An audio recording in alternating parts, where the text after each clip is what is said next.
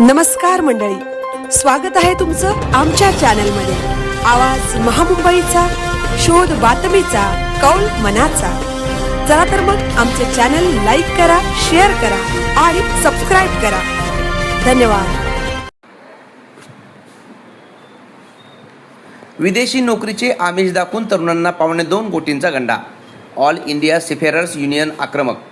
विदेशात शिपिंग कंपनीत नोकरी लावून देण्याचे आमिष दाखवत अनेक बेरोजगार तरुणांची तब्बल 1,83,81,400 रुपयांची फसवणूक झाल्याचा धक्कादायक प्रकार उघडकीस आला आहे। खारघर येथील एव्हॉन नेव्हिगार्ड्स मरीन्स प्रायव्हेट लिमिटेड या कंपनीविरोधात खारघर पोलीस ठाण्यात फसवणुकीचा गुन्हा दाखल करण्यात आला आहे। याबाबत ऑल इंडिया सीफेरर्स युनियन आक्रमक झाली आहे।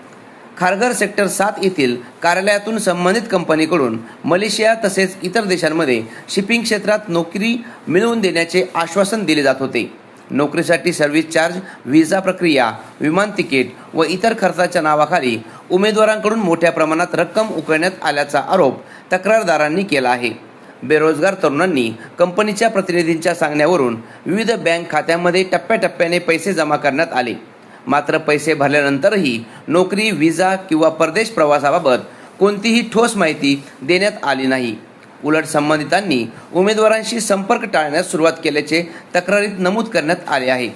खारघर येथील कार्यालय देखील बंद असल्याचे आढळून आले।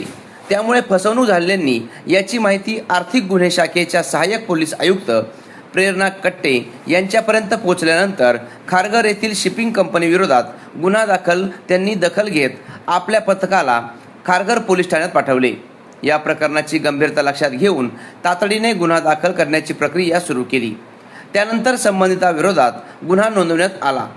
या प्रकरणात कंपनीचे कथित मालक, व्यवस्थापक आणि इतर कर्मचाऱ्यांनी संगनमताने नोकरीच्या आमिषाने तरुणांकडून पैसे उकळल्याचा आरोप करण्यात आला आहे। पोलीस या प्रकरणाचा अधिक तपास करत असून संबंधितांविरोधात कठोर कायदेशीर कारवाई मागणी करण्यात येत आहे। याबाबत ऑल इंडिया सीफेरर्स युनियनचे अध्यक्ष संजय पवार यांनी नवी मुंबईचे सहपोलीस आयुक्त दीपक साकोरे यांना लेखी निवेदन देऊन संबंधित शिपिंग कंपनीविरोधात कठोर कारवाईची मागणी केली आहे। आवाज महामुंबईचा चॅनलसाठी संजय कदम, पनवेल। बहुत सारे बच्चों के डॉक्यूमेंट्स भी अटके हुए हैं। अभी कुछ यहाँ पे आने के बाद पता चल रहा है कि कोई पॉलिटिकल पार्टी के लोग आके उन लोग को डिफेंड भी कर रहे हैं। तो हम लोग सब यहाँ पे आए हैं। पहले तो अगर पुलिस स्टेशन में रिक्वेस्ट करेंगे कि इसमें जल्दी से जल्दी, कुछ मामलों में जल्दी से जल्दी इसमें कार्रवाई हो और जो दोषी है उनको सज़ा मिले। नहीं तो हम लोग इनके खिलाफ बहुत बड़ा जन आंदोलन करेंगे। क्योंकि हर हफ्ते लाखों करोड़ों बच्चे देश भर से नई मुंबई में आ रहे हैं, रोज़गार के लिए आ रहे हैं, घर गिरवी रख के आ रहे हैं, माँ बाप के बहनों के गहने गिरवी रख के आ रहे हैं और देश की आर्थिक परिस्थिति को भी इसमें बहुत बड़ा योगदान हमारे सीफेरर्स का रहता है। वो भी योगदान इसमें से नहीं मिल पा रहा है बिकॉज ऑफ ये फ्रॉड लोगों की वजह से। तो ये कहीं पे भी रोकथाम होनी चाहिए ये सब बातें। इसके लिए हम लोग हमेशा कोशिश में रहते हैं और ये मालूम है हम, हमारी पार्टी, हमारी यूनियन बच्चों के साथ में तहे दिल से और पूरी मजबूती के साथ में। आपने सीनियर से बात की तो सीनियर की तरफ से आपको क्या जवाब मिला? और उन्होंने बोला है कि खाली एप्लीकेशन दे दीजिए, फर्स्टली एप्लीकेशन दे दीजिए, उसके ऊपर कार्रवाई करेंगे। लेकिन एप्लीकेशन देने के बाद भी जब तक ठोस कार्रवाई नहीं होती हम लोग कोई भी यहाँ से हिलेगा नहीं।